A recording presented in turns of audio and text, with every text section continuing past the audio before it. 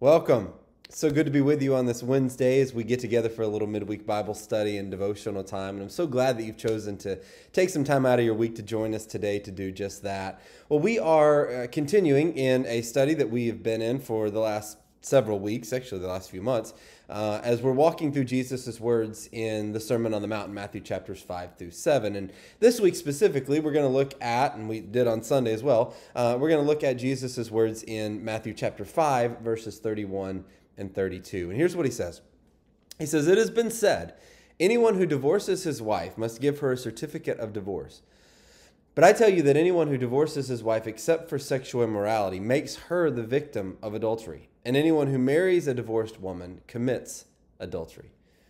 Well, as we talked about on Sunday, and I'd encourage you to go back and listen to those or to that message. It's on our YouTube channel and gives a little bit more in depth. We talk a little bit more in depth about the subject. But anytime we read verses like this that speak to marriage and divorce and remarriage, there are a myriad of questions that inevitably arise. And certainly those are honest and legitimate questions that many people have, especially those who have gone through the painful reality of divorce.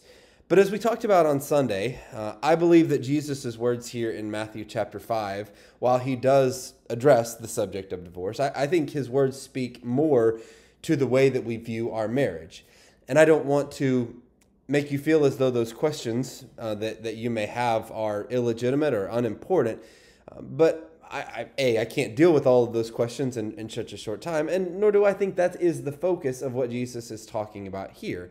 I think, again, he's talking to us about how we view our marriages, that rather than looking at marriage as something that we can just get out of at any time or whenever we become unhappy with our spouse or our situation, that instead we should view our marriages with a conviction of sacred permanence.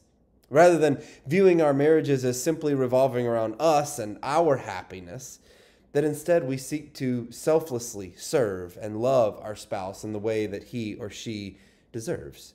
The Apostle Paul writes this in Philippians chapter 2, verses 5 through 11. He says, "In your relationships with one another, have the same mindset as that of Christ Jesus." So what was the mindset of Christ Jesus? Well, he, who being in very nature God, did not consider equality with God something to be used to his own advantage, but rather he made himself nothing by taking the very nature of a servant and being made in human likeness. And being found in appearance as a man, he humbled himself and became obedient to death, even death on a cross.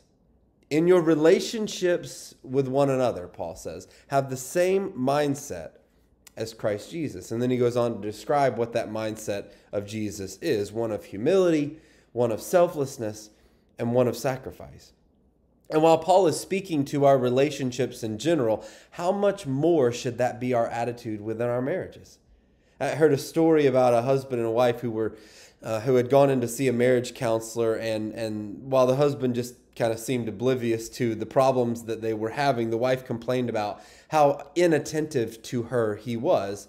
And so the counselor decided to test the husband, and so he asked him, well, let me just start with a simple question. What is your wife's favorite flower? And the husband proudly and unhesitantly replied, I know this one. I buy it for her all the time. And then he leaned over and affectionately patted his wife on the arm and said, "It's Pillsbury, isn't it, honey?" Now, while we may chuckle a little bit at that fictional story, real life marriage problems are anything but funny. And yet, more and more people find themselves in failing marriages. Statistics tell us that 1 out of every 2 marriages, or around there, entered into end up broken in a courtroom, which makes me wonder how many more are broken in the heart. And while I understand that marriage problems are often complex and wounds inflicted by hurtful words and actions certainly take time to heal, the key to a successful marriage is exactly what Paul talks about in Philippians chapter 2, having an attitude of humility and selflessness and sacrifice. I truly believe that if we could stop concentrating on having our own needs met and focus instead on ways that we can meet the needs of our spouse, many of our struggles in our marriages would be eliminated, and a great many others, at the very least, would be greatly diminished.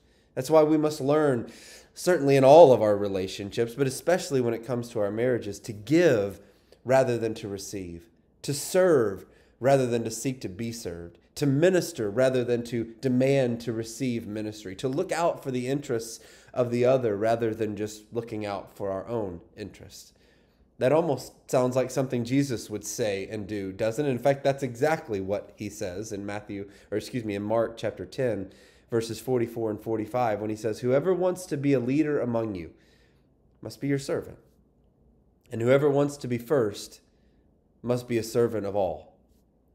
For even I, the Son of Man, came here not to be served, but to serve others, and to give my life as a ransom for many." Hope you have a blessed day. God bless.